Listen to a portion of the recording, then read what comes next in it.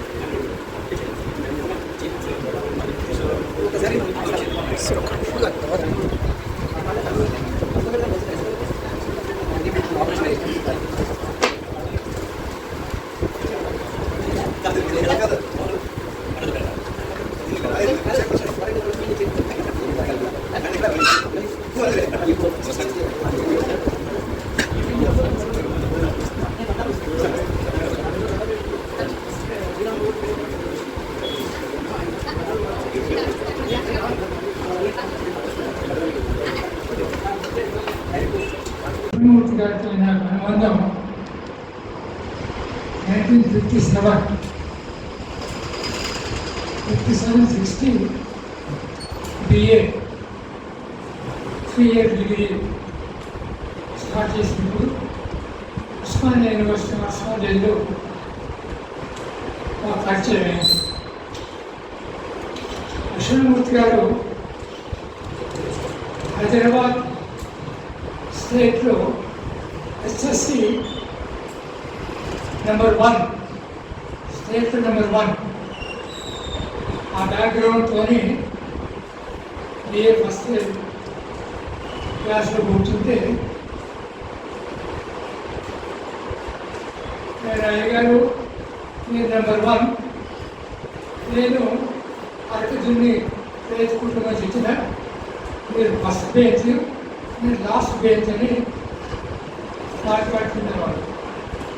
అంతే అది ఆప్యాయతగా ఇందులో దురుద్దేశమేనండి. ఆప్యాయతగా ప్రేమతో మాట్లాడి 3 ఇయర్స్ అయిపోయిన తర్వాత మూర్తి గారు సంస్కృత్ ఎంఏ చేసి మిషన్స్ కాలేజ్ లెక్చర్ చేశారు 2 ఇయర్స్. మేమేదో నాకు యూనివర్సిటీ పోయి ఎంఏ కంప్యూటర్ రిసెర్చ్ చేసి వచ్చేసాము. తర్వాత మూర్తి గారు ఇంగ్లీష్ లిటరేచర్తో ఎంఏ చేసి చూపించాను. నేను మూర్తి గారిని లక్ష్మణమూర్తి గారు అడగపోయేది. మీకు దురుద్దేశం లేదు, నేను అయ్యగారు అనిపించేది. ఆయన కూడా నన్ను అపార్థం చేసుకోలేదు.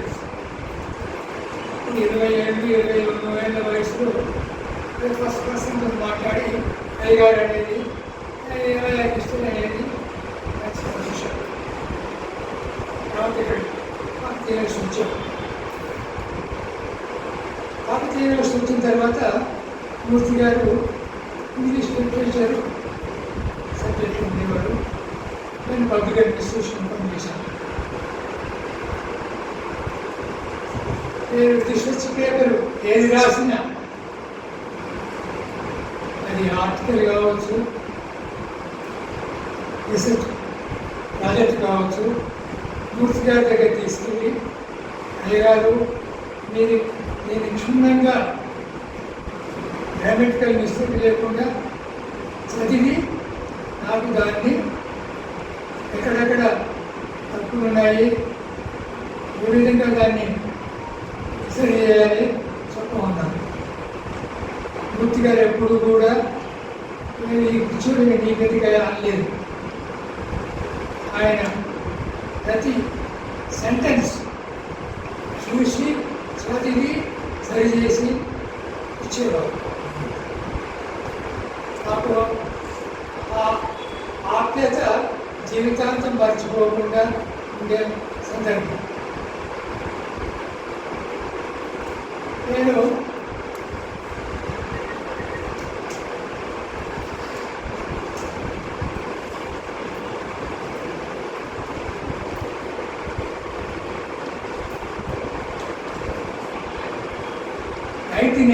లో ఒక ఆర్టికల్ రాశాను. అప్పుడు హిందూ న్యూస్ పేపర్లో ఓపెన్ పేజ్ అని వచ్చింది.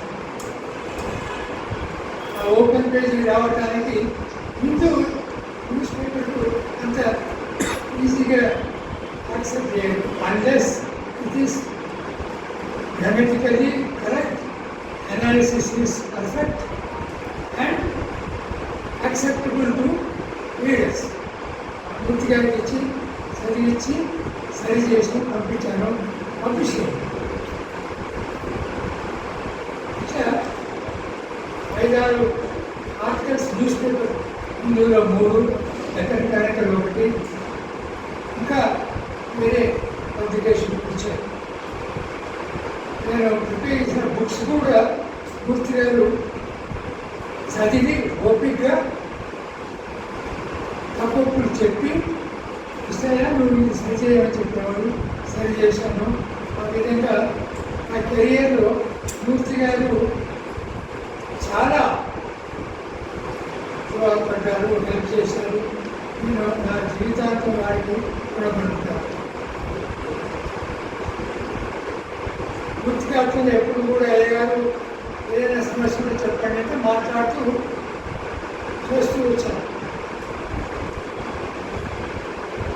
మరి పెన్షన్ విషయం కానివ్వండి, ఇన్కమ్ ట్యాక్స్ విషయం కానివ్వండి, అవన్నీ యూనివర్సిటీ పోయి సరి చేస్తూ వచ్చాను. ఎప్పుడు వారానికి 10 రోజులు ఒకసారి టెలిఫోన్లో మాట్లాడుతుంటానండి. వాడు చనిపోక ముందు వారం రోజుల ముందు ఫోన్ చేశాను. ఫోన్ చేస్తే జయశ్రీ ఫోన్ చేసుకొని అన్నయ్య మూర్తి గారికి బాగలేదు, ఆరోగ్యం మంచి లేదని చెప్పుకున్నారు. వెళ్ళాను. వెళ్ళి కూర్చొని బయట నుంచి వచ్చాను. వాళ్ళు ఫోన్ చేశాను. ఫోన్ చేస్తే రైతులు ఐసీయూలో ఉంచారు, హాస్పిటల్లో ఉన్నారు అన్నారు. మరి శేషు వచ్చి నన్ను అడిగాను. శేషు వచ్చాడు, ఉన్నాడు ఇక్కడే. ఆ అబ్బాయి శేషాద్రి ఉన్నాడు. తర్వాత మళ్ళీ ఫోన్ చేస్తే నేనండి చనిపోయారని చెప్పాను. నేను వెళ్ళి మాట్లాడినప్పుడు కిడ్నీ ప్రాబ్లంతో బాడీ అంతా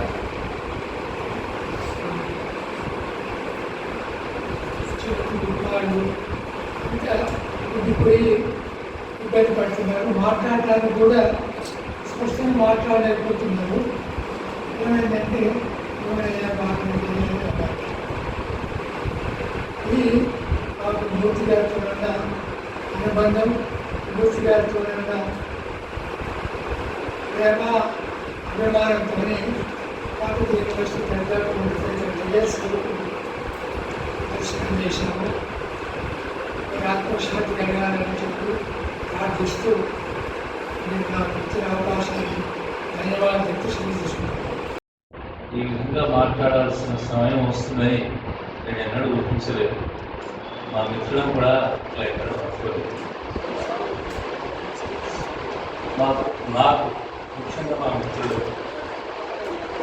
వేణుగుందల నరసింహారెడ్డి, బాలవరావు, నేను ఎంఏ కోసం ఉస్మానియా యూనివర్సిటీలో చేరి మా సబ్జెక్ట్స్ అన్ని వేరు వేరే చేరినప్పుడు వేణుగుందల నరసింహారెడ్డి గారి ప్రియమిత్రుడు, ఆత్మీయ మిత్రుడు మన పెరుమదురు లక్ష్మణ్, శ్రీ పెరుమదురు లక్ష్మణమూర్తి గారు మాకు పరిచయం అయ్యారు. ఆ పరిచయం అయినటువంటి రోజు నుండి మాకు ఎంత ఆత్మీయత పెనవేసుకునే విధంగా వారు మాతో ఉండేవారంటే ఆయన చెప్పడమే కాదు. వాస్తవంగా నేను ఉస్మానియా యూనివర్సిటీ ఏ హాస్టల్ 1967లో ఉండేవాడు. 3 సీటర్ మొదటి సంవత్సరం చదువుతున్నాను. అయితే మేము వెళ్ళేసరికి నరసింహారెడ్డి గారు లక్ష్మణ్ గారు ఎంతో ఆత్మీయమైనటువంటి, ఒకరిని విడిచి ఒకరు ఉండలేదు. వారు సంస్కృతంతో ఎలిమెంట్ చేస్తున్నారు. ఇంతకుముందు కృష్ణయ్య గారు ప్రస్తావించినట్టుగా. కానీ ఆ యూనివర్సిటీ నుండి మా హాస్టల్ నుండి కూడా వచ్చి మమ్మల్ని కలిసి మాతో కొంత సమయాన్ని గడిపి వెళ్ళేవారు. మేమంతా కలిసి ఒకసారి అక్కడ టీలు తాగడానికి కెఫే మన మాస్ కాలేజీలో ఉన్నటువంటి క్యాంటీన్కి వెళ్ళేవారు. ఈ విధంగా అక్కడ మొదటి సంవత్సరం అంతా గడిచింది. అయితే వారు సంస్కృతంలో ఎంత కారణంగా మాట్లాడేవారంటే వాక్యాలుగా ధారాపాతంగా వాళ్ళు మాట్లాడుతుంటే నాకు అద్భుతం అనిపించేది. అసలు ఇంకా మాకు వినాలి అనిపించేది అన్నమాట. అడిగి కూడా మాట్లాడించుకుంటూ ఉండేవాడు. వేడుకొండ నరసింహారెడ్డి గారు మరి ఇంకా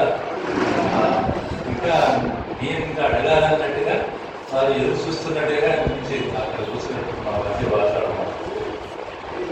వారు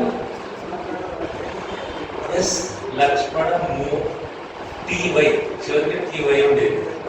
అయితే నేను సరిగా మానవ ఆత్మీయత పెరిగిన తర్వాత లక్ష్మణ మూర్టై అనేది ఇంకా ఏమనేదంటే స్లాక్స్ పనే మౌంటై అంటే సరదాగా మేము జోకులు వేసుకునేటువంటి వాడు. వారిని నవ్వేది.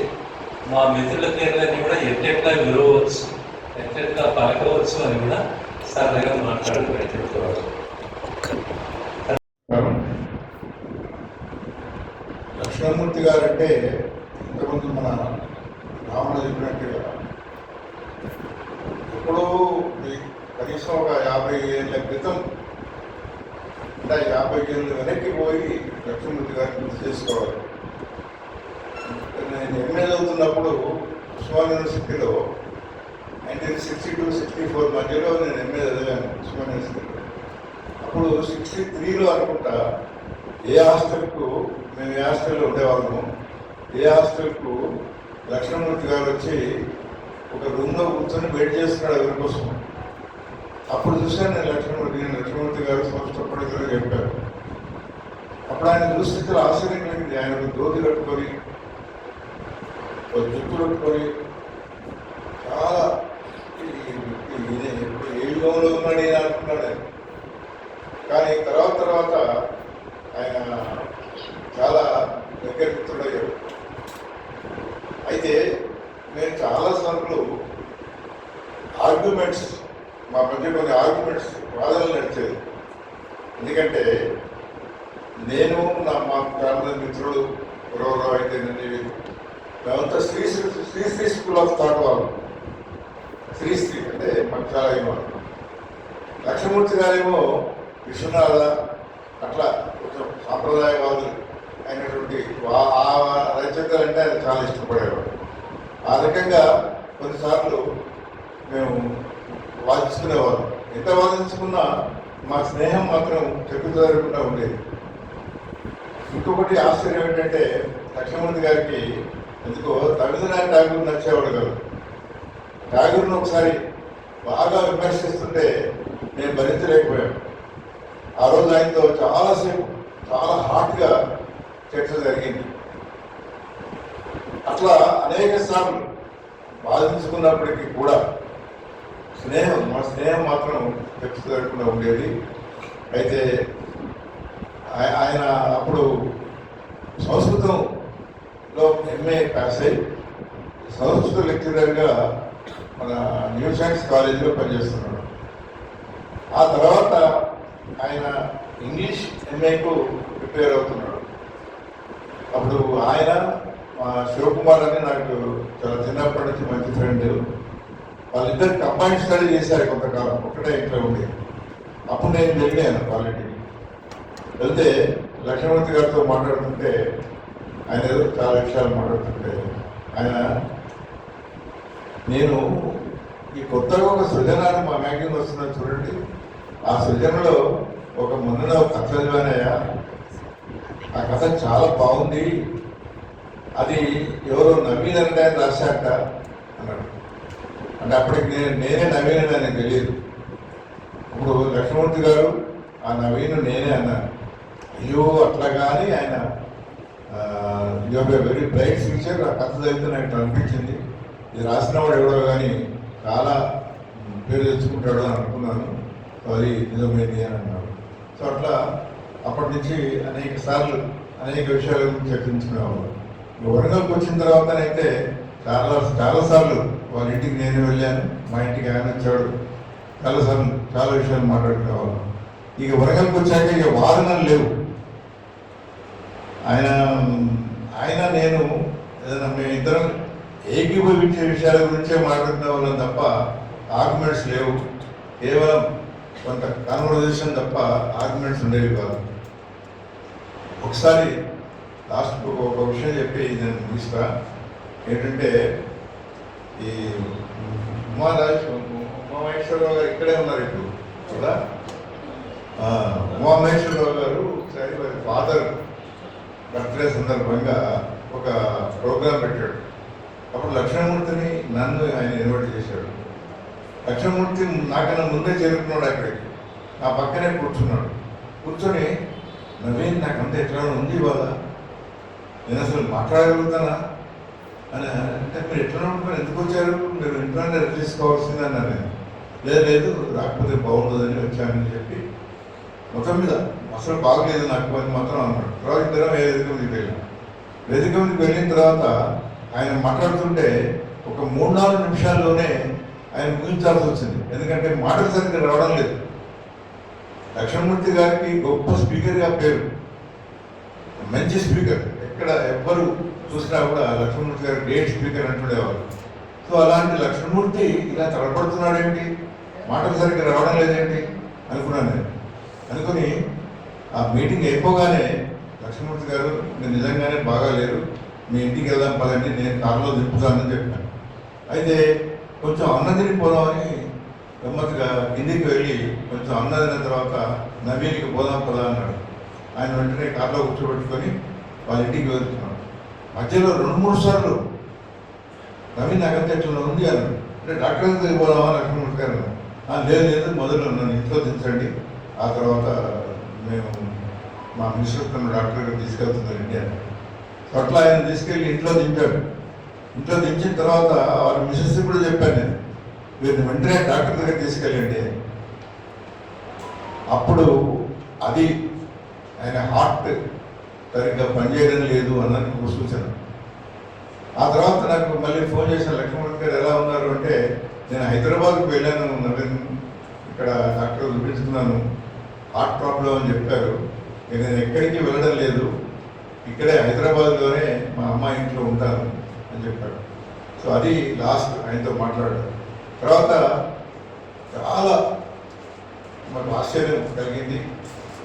మా మిస్సెస్ పోయినప్పుడు లక్ష్మణమూర్తి గారు ఫోన్ చేశాడు హైదరాబాద్ నుంచి, నవీన్ చాలా బాధపడుతున్నాను నేను మిస్సెస్ పోయిందని నాకు ఇప్పుడే తెలిసింది అని ఒక 3-4 నిమిషాల సేపు మాట్లాడాడు.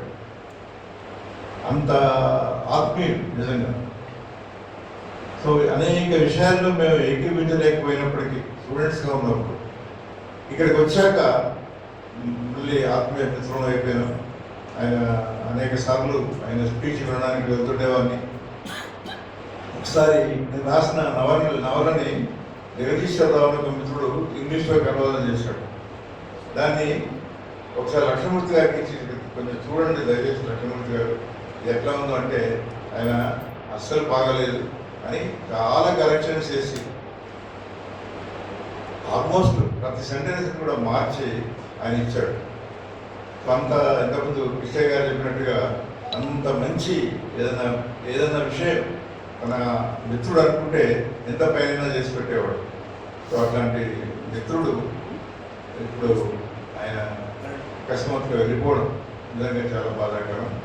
సో వారి కుటుంబానికి హృదయపూర్వక సానుభూతిని తెలియజేస్తూ ముగిస్తున్నాను. సభకు నమస్కారం. ఉభయ భాషలయందు ప్రభతోట వెలుగుంది వేత్తయై సఫలత వెలిగినాడు. వేద వేదాంగాల సాదరమున నేర్చి మంత్రముగ్ధుల చేసి మసలినాడు. సత్గ్రంథ పఠనం సాగించు సతం ధర్మాభిలాషి అయితనరినాడు. కావ్యముల రచించి కవి పండితాడిలో విద్వన్మణి అనంక వెలిగినాడు. సకల దిగ్భాసమాన యశమునంది భువిని అలగారినట్టి ప్రభూత చరితు ప్రాజ్ఞు బుధవంజు వినుత పెరంబుదూరు వంశ్యు లక్ష్మణమూర్తిని ప్రాంజలింతు. ఆచార్య శ్రీ పెరంబుదూరు లక్ష్మణమూర్తి గారి స్మృతిలో ఇవాళ మాట్లాడవలసి వస్తుందనేటువంటి ఆలోచన చాలా రోజుల నుంచి కూడా ఒక రకమైనటువంటి వేదన గురి చేస్తూ, ఎందుకంటే నేను 69 నుంచి 74 దాకా వాళ్ళ తమ్ముడి దగ్గర చదువుకున్నాను. శ్రీరంగాచార్య గారి విద్యార్థిని. ప్రతి సెలవుల్లో వాళ్ళ ఊరికి వెళ్ళేవాడిని. నకిలకల నుంచి చందుపట్ట దగ్గర ఉంటుంది. సారు కూడా వచ్చేవారు. అప్పటికి ఇంకా వారికి వివాహం కాలేదు. దాదాపు 1 నెల రోజులు అక్కడ అందరం కలిసి ఉండేవాడు. అనేక విషయాలను చెబుతూ ఉండేవారు. ఇద్దరం కలిసి బండపాలెం అనే దేవాలయం ఉంటుంది, వాడ అర్చకత్వం ఉంటుంది అక్కడ. రోజు అక్కడికి సాయంత్రం కూడా వెళ్ళి నడుచుకుంటూ వచ్చే సందర్భంలో అనేక పద్యాలు చెప్పేవారు. ఆ పద్యాలన్నీ తర్వాత సమర్పణలో వచ్చాయి. ఆశువుగా అనేక పద్యాలు చెప్పేవారు.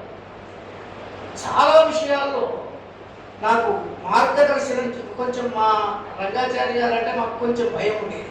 ఆయన దెబ్బలు కొట్టి చదువు చెప్పాడు. కాలేజీలో దెబ్బలు తిన్నామని నేను ఒక్కనే. కానీ లక్ష్మణమూర్తి గారు ప్రేమగా అనేక విషయాలను చాలా అలవోకగా, వారి తండ్రి గారు శ్రీ పెరంబుదూరు రాఘవాచార్య గారు అసమానమైనటువంటి పండితులు. తెలుగు సంస్కృతం, ముఖ్యంగా జాషువా కవిత్వం అన్న వారు దాదాపుగా వారి కుమారులందరికీ, మా సారు రంగాచార్య గారికి కానీ లక్ష్మణమూర్తి గారికి కానీ జాషువా కంఠోపాఠం అది వాళ్ళ తండ్రి గారి నుంచే సంప్రదించింది. వారు నిరంతరం పద్యపఠనం చేస్తూ ఉండేవారు. వాళ్ళ ఇంట్లో దాదాపుగా సాహిత్య వాతావరణం తప్ప వేరే వాతావరణం ఉండేది కాదు. మేమంతా కూడా ఆ వాతావరణంలో పెరిగినప్పుడు లక్ష్మణమూర్తి గారు నాకు అత్యంత ఆత్మీయులుగా, నేను వరంగల్కి వచ్చిన తర్వాత నిరంతరం వారితో సంప్రదించడం వల్ల వారు మా సహృదయం కూడా చాలా ఆత్మీయులై అనేక మార్గదర్శనం చేస్తూ, అనేక విధాల మార్గదర్శనం చేస్తూ దీని అభ్యున్నతికి ఏం చేస్తే బాగుంటుంది అనే ఆలోచనలు చేసి మాకు మార్గదర్శనం చేస్తూ ఉండేవారు. మేము మహాభారత ప్రసంగాలు పెట్టినా, కల్పవృక్ష మీద ప్రసంగాలు పెట్టినా, వేద సూక్త విషయంలో వారి ప్రసంగాలు పెట్టినా వారిని సంప్రదించి వారి ప్రసంగం కూడా అందులో ఉండేటట్లు మేము ఒప్పించి తొందరగా ఒప్పుకునేవారు కాదు. తరువాత వారి రచనలు వేయాలని సంకల్పించినప్పుడు ఎవడు చదువుతాడయ్యా ఇది అన్నాడు. తర్వాత కృష్ణమూర్తి గారు, నేను కొంచెం వారిని మొదలు డీటీపీ చేయిస్తామని చెప్పి నా దగ్గర పెట్టుకోవచ్చు, పోతాయి లేకపోతే అని చెప్పి మొత్తాన్ని దాన్ని పుస్తక రూపంలో తెచ్చాను. గోపికా వల్లభ మొట్టమొదటి పుస్తకం. దానికి చాలా నియమాలు పెట్టారు. నా పేరు ఉండకూడదు పుస్తకం మీద అన్నారు. మొట్టమొదటి పేరు ఉండకపోతే సార్ వేరే వాడు పేరు వేసుకుంటాడు అది అంటే చివరకు ఒప్పించి ఇన్నర్ టైటిల్లో మాత్రమే పేరు వేసేది. అది రంగురంగులుగా ఉండకూడదు, అంత తెల్లగా ఉండాలి అని. సరే తెల్లగా వేసాం. ఏ ఫోటోలో ఉండకూడదు, ఒక కృష్ణుడు రేఖాచిత్రం ఉండాలి అన్నప్పుడు ఆ రేఖాచిత్రం దానికేదో ఒక సైజ్ చెప్పారు. మా ప్రెస్ ఆయన ఏమన్నారంటే, ఈ సైజులో వేస్టేజ్ ఉంటుంది సార్ పేపర్, అయినా సరే ఇదే సైజు కావాలన్నారు. అంటే కొన్ని వారికి అంటే ఈ పుస్తకం మీయ కూడా ఉండాలని కొంత ప్రయత్నం చేశారు. కానీ దాన్ని మేము కూడా పట్టుబట్టి ఆ పుస్తకం గీయించాం. తరువాత నేను వారి డైరీ ఇంటికి తీసుకుపోయి నాకు చిన్నప్పటి నుంచి చెప్పిన పద్యాలన్నీ కూడా రాసిచ్చారు. ఒక్కొక్క పేజీ ఒక సగం తీసేశారు. ఇవన్నీ పసివాడు రాసిన పద్యాలు ఉన్నాయి. మొత్తానికి దాన్ని సమర్పణంగా తీశారు. కొంత దానికి గోపికల వల్ల చదివిన తర్వాత వేదవోడు రామబ్రహ్మం గారికి పంపిస్తే వాళ్ళు ఫోన్ చేశారు. ఇది ఆవిష్కరణ పెట్టండి, నేను నా ఇష్టం వచ్చినంతసేపు మాట్లాడతా అన్నాను. ఎందుకు సార్ అంటే అంత గొప్ప కావ్యం ఈ మధ్య చదవలేదయ్యా. ఇట్లా సామర సదాశివ గారు ఆదిలాబాద్ నుంచి ప్రత్యేకంగా వచ్చారు. వారికి ఇవ్వడానికి కాపీ ఇవ్వడానికి నేను లక్ష్మణమూర్తి సార్ వెళ్తుంటే ఒక చిన్న కరెక్షన్ చేశాడు సార్. దాంట్లో అసలు తప్పులు లేవనే నిర్ణయానికి వచ్చాను. ఏమి సార్ చిన్న కరెక్షన్ చేశారంటే ఇది ఆంధ్రదేశంలో చిన్న తప్పు గుర్తుపట్టగలిగిన వాడు ఒక సామర సదాశివనే అంటే అంత పండితుడు కూడా సామర సదాశివ గారి యొక్క పాండిత్యాన్ని ఆదరించి వారి మీద గౌరవతే దాన్ని సరిచేసి వారికి ఇచ్చి వారు ప్రసంగించారు. ఇట్లా సహృదయ ద్వారా కొంత ప్రయత్నం చేసి వారి పుస్తకాలను తర్వాత ఉపనిషత్తుల రేడియో ప్రసంగాలు, గీతాంజలి మీద వచ్చిన రేడియో ప్రసంగాలు కూడా గ్రంథంగా తీసుకొచ్చాం. ఒక విశేషం ఏమిటంటే నా షష్ఠి పూర్తి జరిగిన సందర్భంలో దేహలి అనేటువంటి ఒక వ్యాస సంపుటిని ముద్రించి మా ఇద్దరు దంపతులను వాళ్ళిద్దరు కూడా ఆశీర్వదించి నాకు అంకితం చేయడం అనేది నా జీవితంలో మనపురానటువంటి మరవకూడనటువంటి సందర్భం. అట్లాంటి మాన్యులు ఆచార్య లక్ష్మణమూర్తి గారు లేకపోవడం బాధాకరంగా భావిస్తూ నాకు ఈ అవకాశం ఇచ్చిన మిత్రులకు ధన్యవాదాలు. శతకం అండి. ఆ శతకం ప్రింట్ అయిన తర్వాత మొదటిసారి 3000 కాపీలు ప్రింట్ చేశాం. 3000 కాపీలు ఒక నెల రోజుల్లో దాదాపు 3000 మంది పద్య ప్రియులకు అవి పంపిస్తే దాని మీద వచ్చినటువంటి అప్రిషియేషన్ లెటర్స్ అవన్నీ ప్రింట్ చేస్తే ఒక 1500 పేజీల పుస్తకం ఉంటుంది. అంత గొప్ప కావ్యం చూడడానికి శతకమే. ఇప్పుడు శ్రీ దహగాం సాంబమూర్తి గారు సార్ మీరు అక్కడే కూర్చోండి, కార్డు తెచ్చేసి సార్ సార్ ఎందుకంటే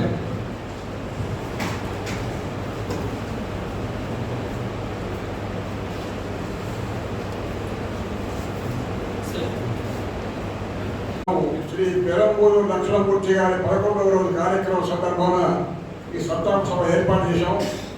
చాలా విచారకరం, బాధాకరం. జాతస్య మరణం ధ్రువం. పుట్టినవాడు చనిపోక తప్పదు. 70 ఏళ్ళ, 75 ఏళ్ళ, 80 ఏళ్ళ, సరే వాడు 85 ఇయర్స్ కంప్లీట్ చేశారు. ఈ చావుకు పుట్టుకకు అవిభాజ్యం అనేది.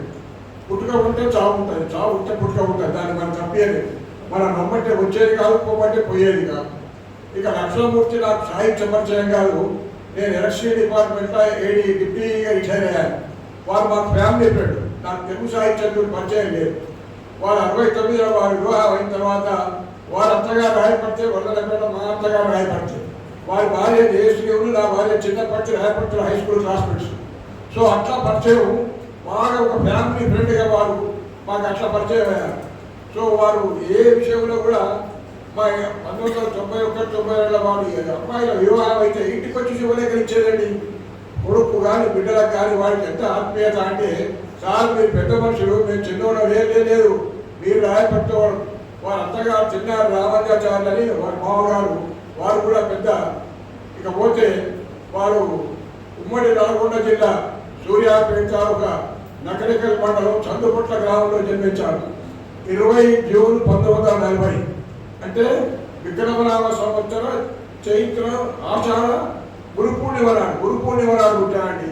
మగ పిల్లవాడు పూర్ణిమనాడు పుడితే చాలా చెరుకలాడిక అంటారు. అలా గురు పూర్ణిమ అంటే నిజంగా వారు గురువే అయ్యారు, ప్రపంచ గురువు అయ్యారు. ఆ రోజు ఎంత అదృష్టం చూడండి. వారి ఫ్యామిలీ శ్రీ వైష్ణవ సనాతన బ్రాహ్మణ కుటుంబం. ఏగాం అంటాం మనం. చాలా పండిత వంశం, వాళ్ళంతా మేధావులు, పండిత వంశం. వారి నాయన గారు రాఘవాచారి గారు. వారి ఆ చందుపట్ల గ్రామంలో వారి గ్రామాల పూజారి. వారు అన్ని వివాహాలు మొత్తం కార్యక్రమాలు, ఏ కార్యక్రమమైనా ఆ చుట్టుపట్ల నగరికల చుట్టుపట్ల వీరే ఇచ్చేది. వారు మీరు 5 అన్నదమ్ములు, 4 అక్క చెల్లెళ్ళు. సో ఆ రోజుల్లో అందరికీ 8 మంది 9 మంది ఉండేది. కావాలి ఉమ్మడి కుటుంబంలో మనం అందరం చూసాం, మనం పెరిగి వచ్చే ఈ రోజుల్లో లేదు కానీ. సో అంత కుటుంబం కూడా రాఘవాచారి గారు వాళ్ళందరినీ పిల్లలకు సమక్షంలో పెంచి, ఆయన మంచి విద్వాంసుడు, ఆయన సంస్కృతంలో తెలుగులో మంచి విద్వాంసుడు, పండితుడు ఆయన కూడా. సో ఊళ్ళో అయ్యగారంటే ఎంత గౌరవం అంటే కన్నా మిగతా రెడ్డి స్వల్పాస్ అందరికీ వారి ఒక గురువుగా పూజించేదట. అయితే వీరు 1950 నుంచి 5వ తరగతి కోసం సూర్యాపేట హై స్కూల్ పోయారు. వాళ్ళ దగ్గర అప్పుడు Suryapet. So Suryapet high school పోతే మరి 4 పిల్లలు చదివేయలేరు. అక్కడ ఎవరింట్లో ఉన్నా పావుల ప్రాబ్లం ఉంటే ముగ్గురు పిల్లలు కలిసి చదువుకోలేదట. వంట చేసుకుంటూ కట్టెల పొయ్యి మీద వంట చేసుకుంటూ చదువుకొని స్కూల్కి పోయి వచ్చేది. ఆ రోజుల్లో ఈ ఫ్యాన్లు, లైట్లు, ఈ ఏసీలు మన పిల్లలకు ఉన్నట్లేవు. గుడ్డి దీపాలు, ఎక్కా దీపాల మీద నలుగురు కూర్చొని చదువుకోలేదు. అట్లా 5వ తరగతి నుంచి 10వ తరగతి వరకు ఇప్పుడు మన గిరిజా మనోహర్ బాబు గారి మామగారు కట్టెకూడ రామారావు గారు వారి classmates. 1955 HSCs, 57 intermediate, 60 graduate. So వారికి 7వ తరగతి నుంచి రంగు రామబ్రహ్మ గారు ఒక గురువు దగ్గర, అప్పుడు సూర్యాపేట హై స్కూల్ రామబ్రహ్మ గారు చాలా పాపులర్ టీచర్. వారు అన్ని చెప్పేది, లెక్కలు చెప్పేది, సైన్స్ చెప్పేది, ఇంగ్లీష్ చెప్పేది. అప్పుడంతా మన దగ్గర 50s తర్వాత తెలంగాణలో బీఈడీ టీచర్ లేరు, అసలు టీచర్లే లేరు. మన ఏవిఏ స్కూల్ కానీ దర్గా స్కూల్ కానీ అంతా ఆంధ్రాలో తెచ్చి ఉండే. అంత మన దగ్గర ఉర్దూ టీచర్లు, HSC పాస్ అయిన ఉండే, టీచర్లే లేరు, బీఈడీ టీచర్ లేకుండా. మేము 12th క్లాస్ రామశాస్త్రి గారు మేము 59 PUC మా మల్టిపుల్ పాస్ అయినప్పుడు కూడా అంతా ఆంధ్రా టీచర్లే. అంటే అప్పుడు సూర్యాపేట అంతా ఆంధ్రా టీచర్ తీసుకొచ్చినాడు. రామదాస్ గారు హెడ్ మాస్టర్ గారు, రంగు రామబ్రహ్మం గారు. మీరు రామబ్రహ్మం గారే నిజంగా లక్ష్మణమూర్తి గారు ఈ రోజులో ఇంత పైకి వచ్చి ఇంత పెద్ద పేరు తెచ్చుకున్నట్టే రామబ్రహ్మం గారే చెప్పేది. ఆయన అన్ని సబ్జెక్ట్ చెప్పేదట. సో అట్లా ఆయన HSCల ఆప్షన్ హిస్టరీ తోటి ఫస్ట్ క్లాస్ వచ్చాయండి ఆ రోజున. అప్పుడు ఇప్పటిలాగా కంబైన్డ్ యావరేజ్ 60% కాదు. అప్పుడు 1 level 56 కంటే ముందు సబ్జెక్ట్ 60%. అంటే లెక్కల 100, ఇంగ్లీష్ 20 వస్తే ఇప్పుడు 60%. అట్లా కాదు, తెలుగులో రావాలి, ఇంగ్లీష్లో రావాలి, లెక్కలు రావాలి, అన్నీ రావాలి. ఉమ్మడి ఆంధ్రప్రదేశ్ వచ్చినాకనే మార్చారు. 56 కంటే ముందు ఎవరైనా పాస్ అయ్యే చూడంటే వాళ్ళందరికీ తెలుసు.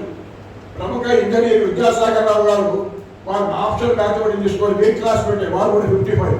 వారికి ఒక ఇంగ్లీష్లో 59 వస్తే సెకండ్ క్లాస్ ఇచ్చారండి వారు చెప్పేది. ఇప్పుడు విద్యాసాగర్ రావు గారు, జయశంకర్ గారు, కేసీఆర్ కూడా ఆయన చెప్పాడు, వారు అక్కడ చదువుకున్నారు బి క్లాస్ పెట్టి. సో అట్లా ఆప్షన్ హిస్టరీతో ఫస్ట్ క్లాస్ పాస్ అయ్యారు. సో అప్పుడు రామదాస్ గారు వాళ్ళ టీచర్ చెప్పారు, అరే మూర్తి నువ్వు చదువుకోవాలని చాలా పైకి వస్తావు, నువ్వు చదువుకోవాలని వాళ్ళు ఎంకరేజ్ చేసి హైదరాబాద్ పంపించారు. హైదరాబాద్ మన బంధువుల దగ్గరికి పోయి అక్కడ ఇంటర్మీడియట్ చేశాడు. నిజాం కాలేజీలో ఇంటర్మీడియట్ చేశాడు. నిజాం కాలేజ్ ఇంటర్మీడియట్లో కూడా ఫస్ట్ క్లాస్. అప్పుడంతా హిస్టరీతో ఆయన తెలుగును హిస్టరీతో చేశాడు.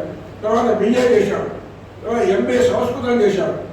MA సంస్కృతం చేసినాక అందరూ అందులో తెలుగు కూడా చేయాలంటే 62లో తెలుగు MA తెలుగు పాస్ అయ్యాడు, సంస్కృతం పాస్ అయ్యాడు, తెలుగు పాస్ అయ్యాడు. సో ఈ 2 ఫస్ట్ క్లాస్ వచ్చాయి. ఓకే, తెలుగు సంస్కృతం పాస్ అయ్యారు. మనకు అసలు ఇంగ్లీష్ సబ్జెక్ట్ కంప్లీట్ వ్యతిరేకం. తెలుగులో కొంచెం కూడా ఎవరు ఇంగ్లీష్లో పాస్ కాదు. జనరల్గా ఇంగ్లీష్ అంటే భాష మనకు తెలియదు. సో ఇంగ్లీష్లో కూడా 62లో ఆయన MA ఇంగ్లీష్లో హైయర్ సెకండరీ 58% పాస్ అయ్యాడు. అంటే MA Sanskrit, MA Telugu, MA త్రిభాష Praveen. అంటే మరి నాకు తెలిసినంత వరకు వరంగల్ జిల్లా కాకతీయ యూనివర్సిటీలో ఏమన్నా ఉండవు లేవో కానీ 30 MA డిగ్రీ ఆయన ఒక్కడికి ఉందండి. అంత పండితులు ఆయన. ఇక వారు అట్లా చేసుకుంటూ 65లో వారు వరంగల్కి వచ్చారు. వారి మిత్రుడు వేడుముద్దల నరసింహారెడ్డి గారు వారు చాలా అర్థమిస్తున్నాడు. వారే వారిని పైకి తీసుకొచ్చి పనికొండ అనుకుంటా, లేట్గా పనికొండ. ఆయన BAలో కూడా సహాయం చేసి, ఆర్థికంగా సహాయం చేసి వరంగల్కి తీసుకొచ్చి ఆయనకు సహాయం చేసిన అని చెప్పేది చెప్పండి. ఆ నరసింహారెడ్డి గారు ఏమంటే నేను వచ్చానండి, నాకు చాలా అంగకారాలి. కానీ దురదృష్టవశాత్తు నరసింహారెడ్డి గారు 32 ఏళ్ళకి చనిపోయారు. సో అట్లా వారు చేసి కాకతీయ యూనివర్సిటీలో మరి ఇదేళ్ళు ప్రొఫెసర్గా, రీడర్గా, డీన్గా, మరి వారు వైస్ ఛాన్సలర్ కూడా కావాల్సి ఉంటే మరి కానీ రాజకీయాలు ఇవ్వాలి పని వైస్ ఛాన్సలర్ కావాల్సిన కనుక వారికి ఆ ప్రతిభ ఉండే. మరి ఇక నేను ఎక్కువసేపు చాలామంది గుర్తాలనుకుంటే నేను ఎక్కువసేపు మాట్లాడాలి. సో మరి వారికి ఈ మీటింగ్ ఏర్పాటు చేసిన సభ్యులయ్య వారికి, పీస్ కమిటీ వారికి, వారందరికీ కృతజ్ఞతలు తెలుపుతూ వారికి భగవంతుడు స్వర్గలోక ప్రాప్తి చేయాలని, మరి వారి కుటుంబాన్ని భగవంతుడు చల్లగా చూసుకోవాలని సెలవు. Thank you. చేసినప్పుడు ఏం పెడితే బాగుంటుంది? మాకు పెడితే గీతా మనోహరం లేకపోతే గిరిజా మనోహరం ఇట్లాంటిది అనుకుంటూ ఉంటే సార్ పోయి ఏం చేయాలి సార్ అంటే సత్కృదయం పెట్టండి ఆయన. అంతే.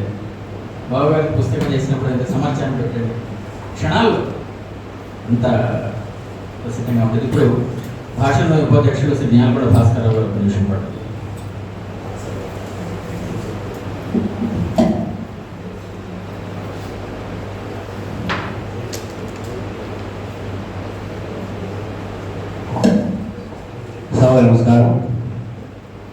బహుశా కన్నా అందరూ కూడా నేను తక్కువ వారితో పరిచయం అయినా భాష అనే పక్షాన మాట్లాడిన గారు మాట్లాడుతున్నాను. నిర్వహించడము జరిగింది. అవును, బహుశా 27 సెప్టెంబర్ కృష్ణమూర్తి గారి రిటైర్మెంట్ ఫంక్షన్లో బహుశా ఫస్ట్ మీటింగ్. ఈరోజు లక్ష్మణ్ గారి గురించి మనసంతా నిండిపోయినటువంటి వ్యక్తి. ఆ మధ్య ఒక వారం క్రితం నాకు ఆశ్చర్యం ఏంటంటే రేడియో వాళ్ళు ఫోన్ చేస్తే ఒక కవి గురించి మాట్లాడుతున్నారు. అంటే నేను చెప్పాను, ఇప్పుడు మాటలు మాట్లాడుకోవడం లేదు, మనసంతా నిండిపోయాడు ఆయన, అంత గొప్ప మనిషి, ఇప్పుడు ఏం మాట్లాడినా ఆయన గురించే మాట్లాడాలా అని చెప్పాను. కాబట్టి మనం ఆయన్ని స్మరించుకునే సందర్భంలో ఆయనలో ఉన్నతమైనటువంటి అంశాలు చాలా ఉన్నాయి. మొట్టమొదటిగా నేను 1980లో ఎంఏ చదవడానికి కాకతీయ యూనివర్సిటీలో చేరినప్పుడు మా గురువుల కన్నా బాగా దగ్గరగా వచ్చినటువంటి మనిషి, గొప్ప టీచర్ ప్రొఫెసర్ గారు లక్ష్మణమూర్తి గారు. కారణం ఏంటంటే మా చిన్నాన్న నల్గొండలో ఎంపీగా పోటీ చేసిన మనిషి వాసిరెడ్డి కనకలింగేశ్వర గారు బాగా దగ్గర అయ్యారు. ఆ అభిమానం అంతా నా మీద చూపెట్టేవాడు. ఎంత ఏంటంటే ఇప్పటికే మా ఎంఏ పిల్లలతో చెప్తూ ఉంటారు, ఏదైనా సందేహాలు ఉంటే వాకింగ్ చేసేటప్పుడు ఆర్ట్స్ కాలేజీలోనో రౌండ్ వేస్తానో మాట్లాడుకుందాం అంటే వాళ్ళు ఎవరు రారు. కానీ నేను కనిపెట్టాను ఎంఏలో మా సార్తో పాటు కనుక డేటింగ్ కనుక చేయగలిగితే లక్ష్మణమూర్తి గారితో పాటు నేను ఆయన ఇంటి దగ్గర నుంచి యూనివర్సిటీ వరకు వెళ్ళాను. ఒకరోజు లక్ష్మణమూర్తి గారితో, మరో రోజు ప్రొఫెసర్ జేమ్స్ గారితో మాట్లాడితే చాలా విషయాలు తెలిసాయి. అయితే విచిత్రం ఏంటంటే ఆయన మరణం నాకు కొన్ని విషయాలు నేర్పింది. ఈ వారం రోజుల్లో సామాన్యమైనటువంటి విషయాలు కావాలి. ఎందుకు అంటే ఒక వారం క్రితం ఎర్రటి ఎండలో ప్రొఫెసర్ కృష్ణయ్య గారు ఆయన ఇక్కడ వెళ్ళొద్దాం అడ్మినిస్ట్రేటివ్ బిల్డింగ్ అని చెప్పారు. అసలు ఆ ప్రేమ అభిమానం నేను సంపాదించుకోలేకపోయానని ఫీల్ అవుతున్నాను. ఒక మిత్రుడి కోసం 85-86 ఏళ్ళు ఉన్నటువంటి వ్యక్తి ఎర్రటి ఎండలో అడ్మినిస్ట్రేటివ్ బిల్డింగ్ యూనివర్సిటీ వరకు వెళ్ళి రావడానికి తయారయ్యాడు. ఆయనకున్న ఆ ప్రాబ్లం, లక్ష్మణమూర్తి గారు ఏదో ప్రాబ్లం ఉంది ఇందాక సార్ నాకు అనిపించింది, ఒక్క మిత్రుడు ఉంటే చాలా. నేను వరంగల్లో వచ్చినప్పుడే తెలుసుకుంది ఏంటంటే హనుమకొండలో చాలా కొండలు ఉన్నాయి. కొండలే కాదు, బంగారు కొండలు ఉన్నాయి. కాళోజీతో పరిచయం కానీ మా తాతగారికి కాళోజీకి అనుబంధం ఉండేది.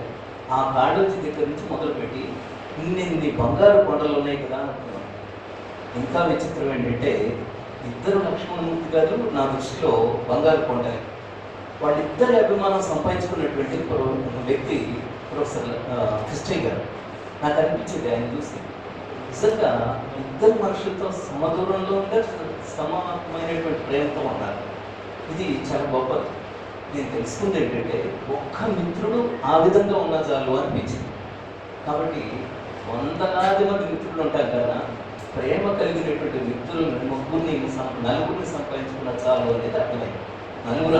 నలుగురు ఉండాలి కూడా. ఎందుకు అంటే లక్ష్మణమూర్తి గారి పుస్తకం నాలో చాలా ఆలోచనలు రేకెత్తింది. నేను ఉపనిషత్తులు మిస్ అయ్యాను చదవటం. అందుకని ఒక ఫ్రెండ్ ఇంటికి వెళ్ళాను. ఇంకా అసంతృప్తి పెంచాడు నాకు. ఆయన అడిగాడు ఒక మాట, టీ ఇచ్చాడు, పుస్తకం ఇచ్చాడు, ఇచ్చినోడు బాగానే ఉంది, లక్ష్మణమూర్తి గారిలో నేను ఏదో అసంతృప్తి గమనించాను, కారణం ఏంటన్నాడు. నేను ఉలిక్కిపడ్డాను. ఎందుకు అసంతృప్తి ఉంది ఒక వ్యక్తికి, కారణం ఏమై ఉంటుంది అని చదివితే ఆయన పుస్తకాలన్నీ చదువుతుంటే ఒక్కొక్క విషయం బయటపడుతూ ఉంది. ఆయన వాంఛించినటువంటి విషయాలు కొన్ని ఉన్నాయి. ఒకటి, విద్యా సంస్థ అంటే శాంతినికేతన్ లాగా ఉండాలి. మీ అందరికీ తెలుసు, మేము అష్ట కష్టాలు పడ్డాం కాకతీయ యూనివర్సిటీలో. 2 ఏళ్ళు చదువులు 3 ఏళ్ళు చదివాం, ఎన్నో ఇబ్బందులు గురయ్యాం. అయితే ఈ శాంతినికేతన్లో చదువు చెప్పాల్సినటువంటి వ్యక్తి ఇక్కడికి వచ్చేసరికి ఎక్కడుంటుందో అదొక అసంతృప్తి. ఇందులోనే ఉన్నాడు ఆ మిత్రుడు, ఆయనకి సభాముఖంగా చెప్తున్నాను, పేరు చెప్పట్లేదు, బాగుంటుంది. అదొక కారణం. తర్వాత ఆయన సాంస్క్రిట్ని బాగా స్ప్రెడ్ చేద్దామని ప్రయత్నం చేసినటువంటి మనిషి. ఒక ఉద్యమంలాగా చేయాలని అనుకున్నాడు. సంస్కృతం గొప్పతనం చెప్పేవాడు నాకు చాలాసార్లు. కానీ నిజంగా నేను కూడా క్యాచ్ చేయలేకపోయాను. ఎందుకు అని అంటే మీ అందరికీ తెలుసు, ఆయన ఎప్పుడు అనేవాడు సాంస్క్రిట్ కానీ ఇంగ్లీష్ కానీ రావాల్సిందే. అయితే ఆయన ఇంగ్లీష్ చదవడం వల్ల విశాలమైనటువంటి హృదయం ఏర్పడింది. మంచి ప్రేమ, ఒక టీచర్కి ఏదైతే ప్రేమ అయితే ఉండాలో అవన్నీ కూడా గమనించగలిగాను. అట్లాగే సామల సదాశివ గారి గురించి చాలా చదువుకున్నాను నేను. ఆయనతో స్నేహం ఉండటం, తర్వాత పరిశోధనలో ఉండటం వల్ల చాలా విషయాలు అర్థమయ్యాయి. ఇక నిజంగా గిరిజా మనోహర్ బాబు గారి పుస్తకం అంకితం ఇచ్చారు, దేహళ్ళే. అందులో చాలా విషయాలు చెప్పారు. ఇంకా నేను చాలా వినాలనుకున్నాను. కృష్ణమూర్తి గారు గోపికా వల్లభ గురించి 2-3 పద్యాలు చదవాలని కోరుకుంటున్న సభ ముక్కలు. ఎందుకు అంటే గోపికా వల్లభలో మనల్ని కట్టిపడేసినటువంటి లక్షణాలు ఉన్నాయి. ఎందుకంటే కృష్ణ పరమాత్ముడి గురించి చాలామంది చాలా పరిశోధనలు చేశారు. అందులో గొప్ప పరిశోధన చేసినటువంటి వ్యక్తి లక్ష్మణమూర్తి గారు. ఆ విషయం ఆయన పద్యాల ద్వారా వెళ్తాం.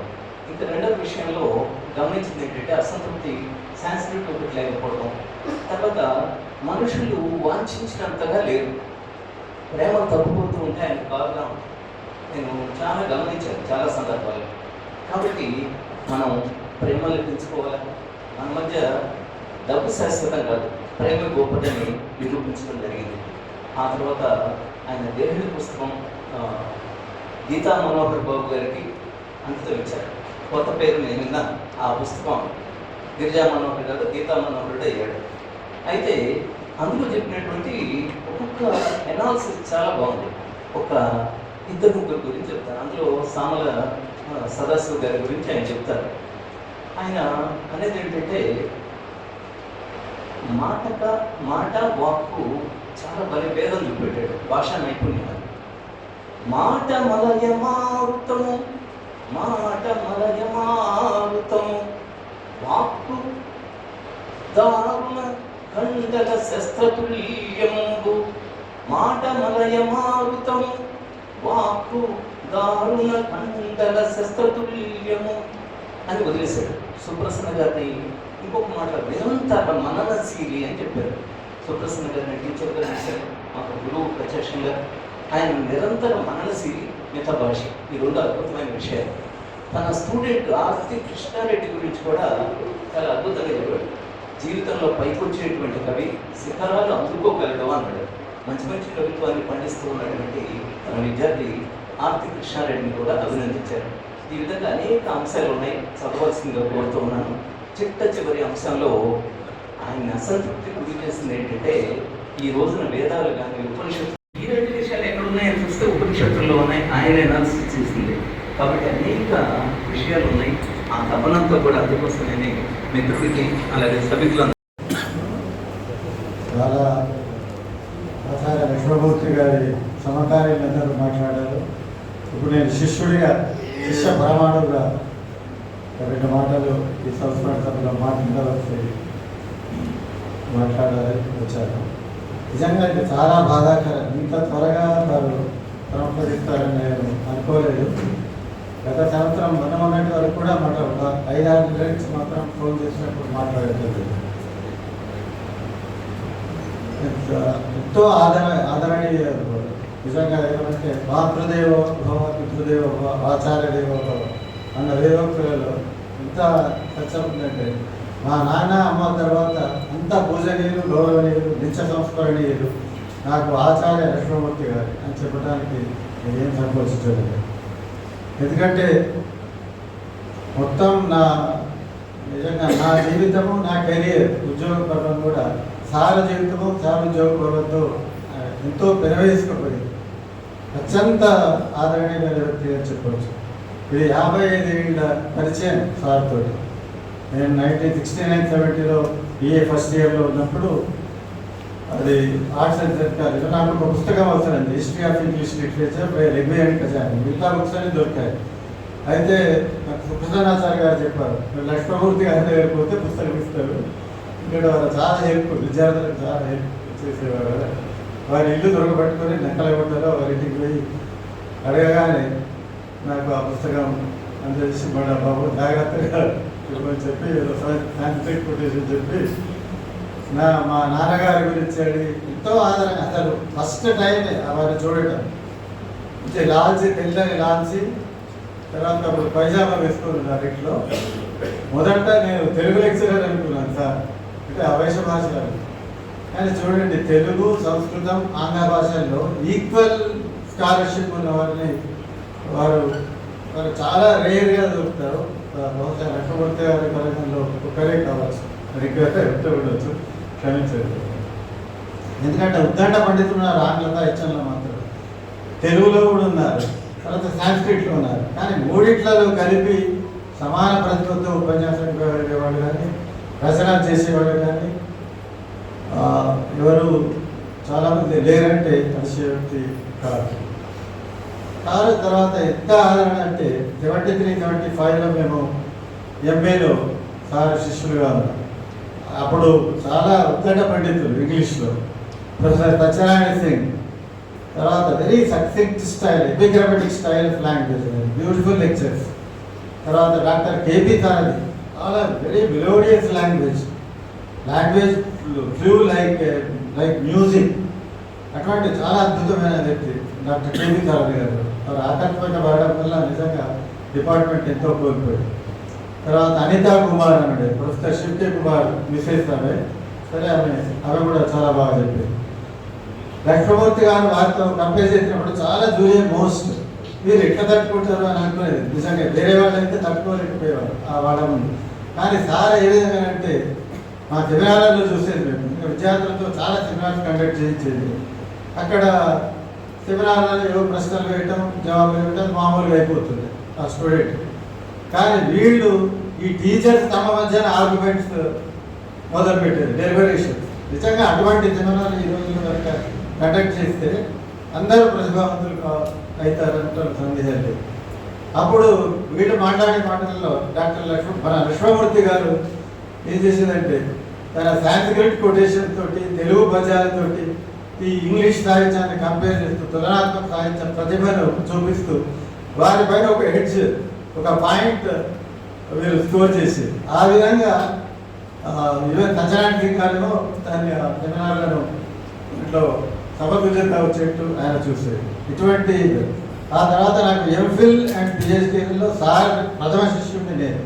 ఫస్ట్ టైం సార్ దగ్గర ఎంఫిల్, తర్వాత పిహెచ్డీ చేయటం, తర్వాత ఎన్నో critical major and minor research projects చేయడానికి కూడా సారే స్ఫూర్తి.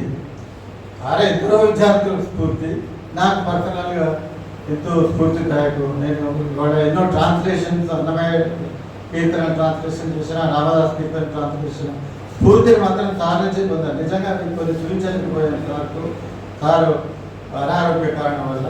అయినా కానీ స్ఫూర్తి వారిని సంస్మరించుకునే ఏదైనా పనిచేసేది. అక్కడ సార్ ఉన్నారు అంటే భయపడాలి, ఎందుకంటే ఇట్లా రాస్తే అమ్మో ఇట్లా తప్పు రాస్తే కష్టమే. నిజంగా పరిశోధనలో కూడా వారిని మించిన వాళ్ళు లేరు. బ్యూటిఫుల్ లాంగ్వేజ్, ఎడిటింగ్ ఏ విధంగా చేయాలి అనేది చాలా అద్భుతంగా చెప్పేది. ఎన్నో ఉన్నాయి మాట్లాడటానికి, ఎందుకంటే 55 ఏళ్ళ సాహచర్యము, తర్వాత సార్ శిష్యరికల్లో ఎన్నో నేర్చుకోవాల్సిన అంశాలు, నేర్చుకున్న అంశాలు అవన్నీ చెప్పాలంటే ఒక రోజు కూడా, ఎన్నో రోజులు కూడా సరిపోవు. థ్యాంక్ యూ నాకు ఈ అవకాశం ఇచ్చినందుకు. అందరికీ నమస్కారం. సార్ శ్రద్ధాంజలి ఘటిస్తూ ఈ సమయం ఇచ్చినందుకు కృతజ్ఞతలు. సభాయే నమః. ఆసీనులైనటువంటి పెద్దలందరికీ కూడా హృదయపూర్వక నమస్మాంజలి తెలుపుకుంటూ, ఒక గొప్ప మహానుభావుడి గురించి మాట్లాడే అవకాశం రావడం నా జీవితంలో చేసుకున్నటువంటి అదృష్టంగా భావిస్తాను. లక్ష్మణమూర్తి గారు అంటే ఆచార్యులకే ఆచార్యుడే.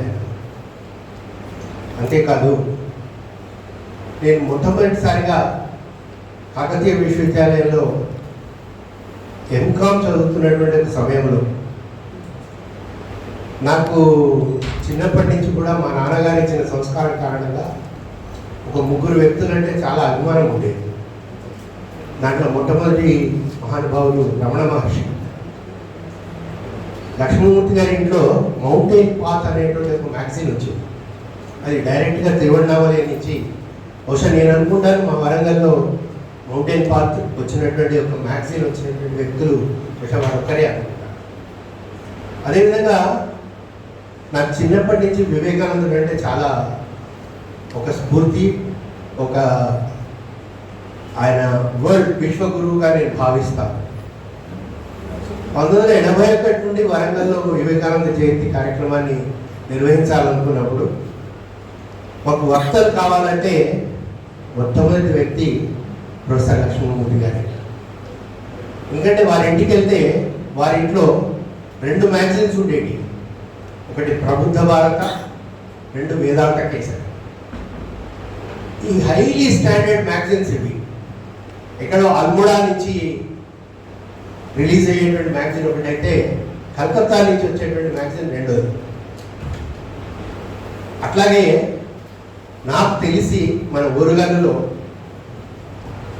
రమణులని, మూర్తిత్రయాన్ని అంటే రామకృష్ణ పరమహంస, వివేకానందుడు, శారదామాత, అంతేకాదు ముందు రామరెడ్డి గారు చెప్పారు, శ్రీ అరవిందుల మీద ఎవరైనా వరంగల్లో అథారిటీ అంటే వారు లక్ష్మణమూర్తి గారు. వారు చెప్పారే సావిత్రి అనేటువంటి ఒక కావ్యం గురించి. ఆ సావిత్రి అనేటువంటి కావ్యాన్ని పూర్తిగా అధ్యయనం చేసి ఆకలింపు చేసుకున్నటువంటి వ్యక్తి ఎవరైనా ఉన్నారంటే అది లక్ష్మణమూర్తి గారు. బహుశా విద్యామనోహర్ సారు నాతో ఏకీభవిస్తారని అనుకుంటున్నాను. అలాగే మా రాజగోపాలాచార్య సార్ కూడా. అదేవిధంగా ఇంతకుముందు మాకు ఇష్టంగా చెప్పినట్టుగా విశిష్టాద్వైతంలో ఎంతైతే పట్టుందో వారికి, శంకర భగవత్పాదుల మీద కూడా అంతే పట్టుంది వారికి. అట్లాంటి యొక్క మహానుభావుడికి నా ఫార్మేటివ్ ఇయర్స్లో వారు మా ఇంటికి రావడం అది మా అదృష్టంగా భావిస్తారు.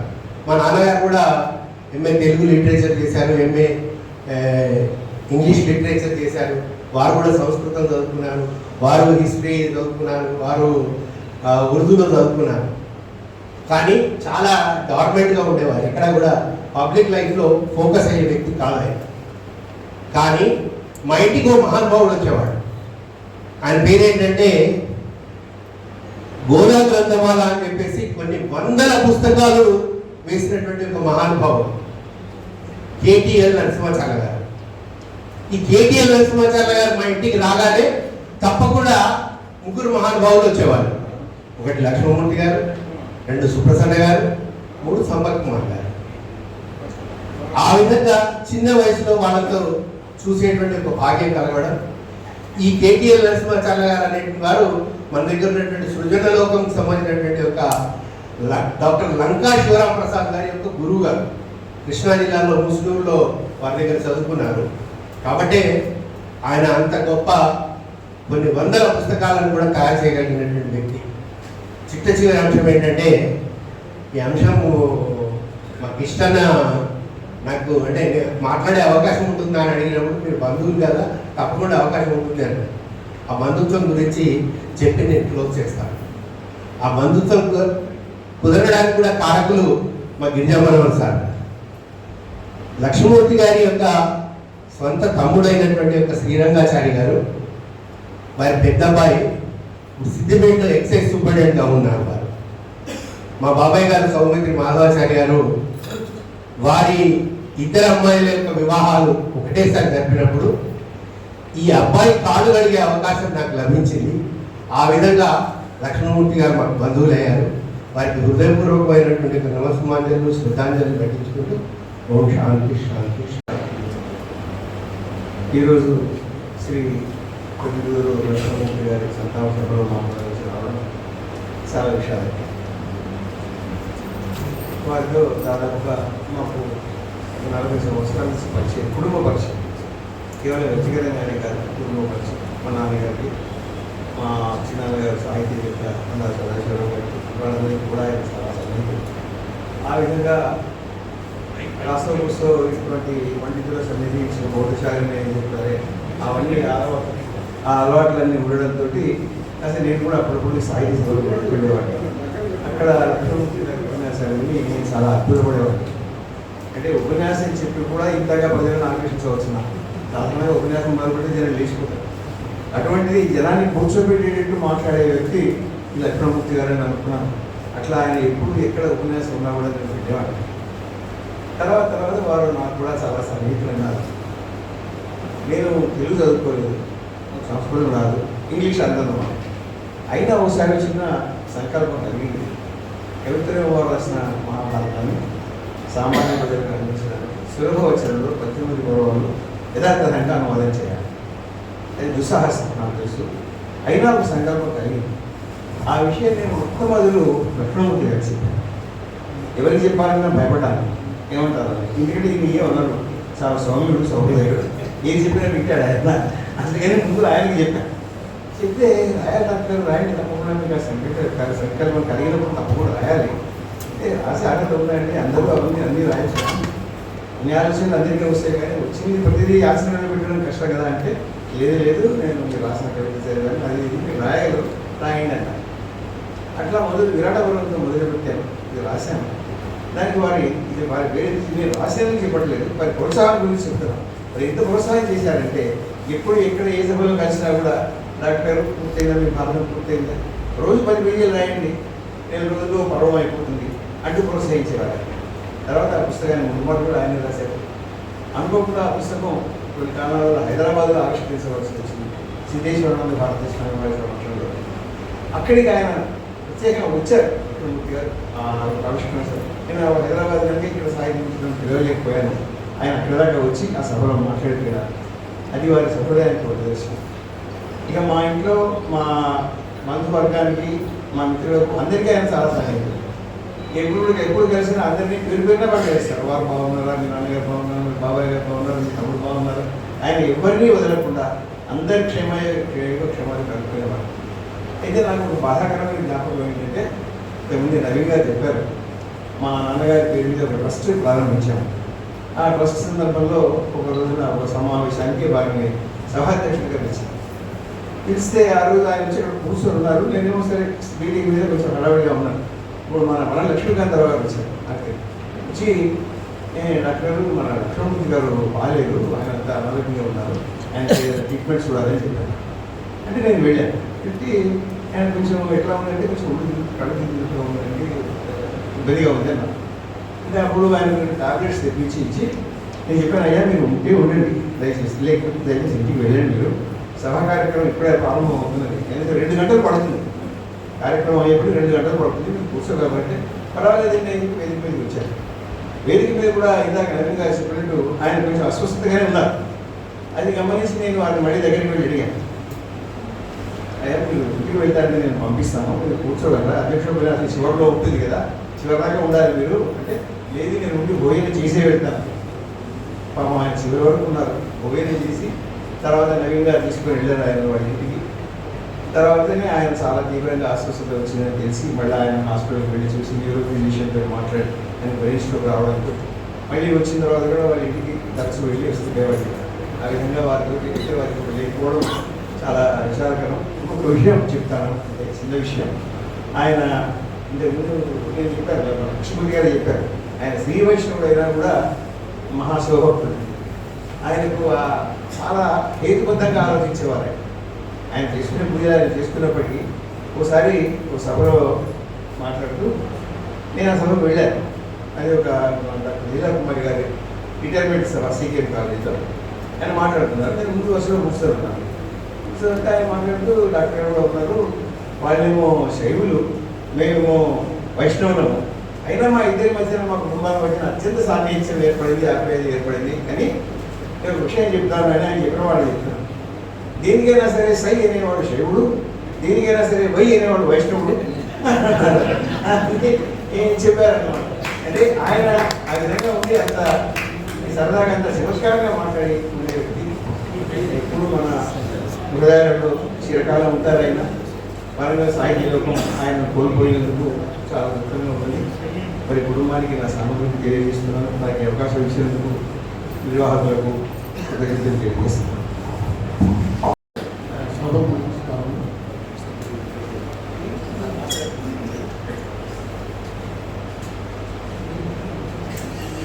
Commerce and management department. ఆయన ఇంగ్లీష్ చాలా అంటే నాకు ఎంతో ఇష్టం, లక్ష్మీ అంటే ఇంకా ఎంతో ఇష్టం.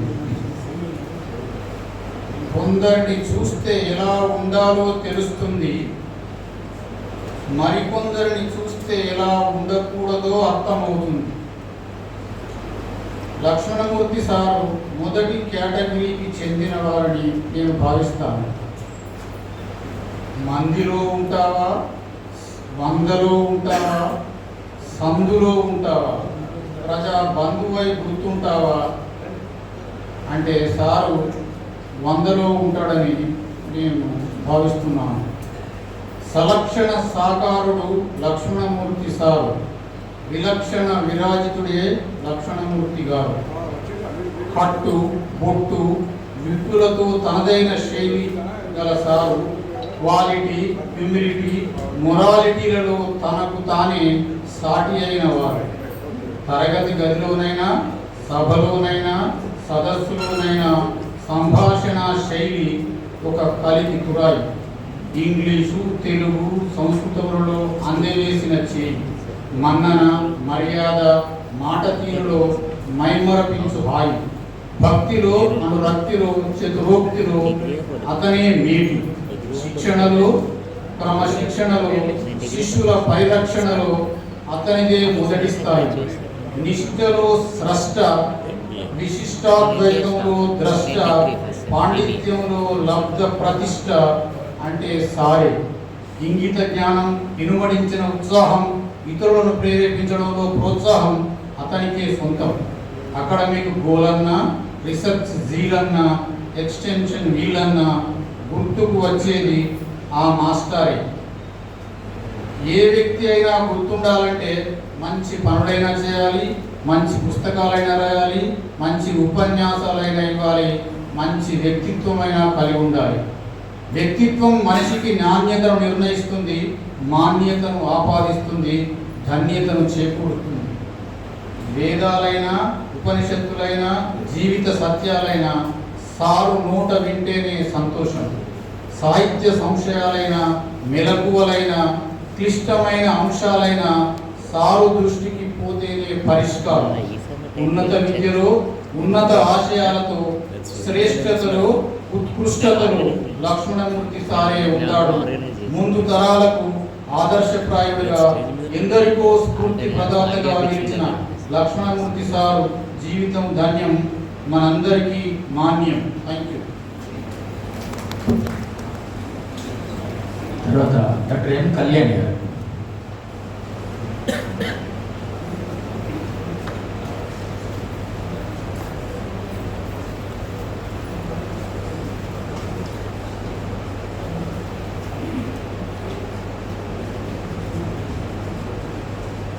సభకు నమస్కారం. నేను అందరికన్నా చాలా చిన్నదాన్ని. I don't have a direct association with Lakshmanamurthy గారు.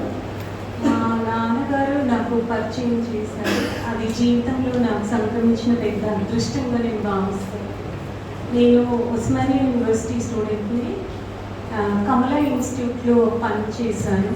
నా రిక్రూట్మెంట్ సార్ చేశారు. సో సార్ నేను ఆయన దగ్గర నేర్చు